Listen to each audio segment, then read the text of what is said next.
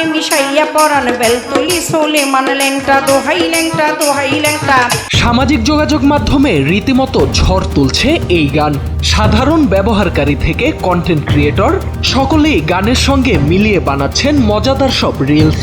গানটি ভাইরাল হওয়ার পর নতুন করে আলোচনায় এসেছে চাঁদপুরের মতলব উত্তর উপজেলার বেলতলি এলাকার ঐতিহ্যবাহী সোলেমান ল্যাংটার মেলা।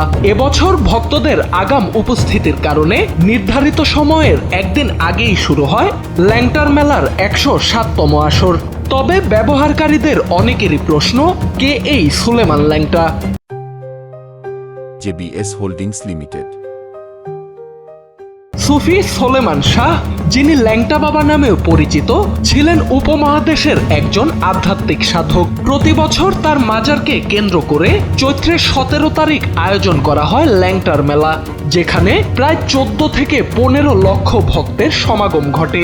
কথিত আছে, সোলেমান শাহ জীবদ্দশায় এক টুকরো কাপড় দিয়ে লজ্জাস্থান ঢেকে রাখত, যার কারণে তাকে ডাকা হতো ল্যাংটা পাগল নামেই।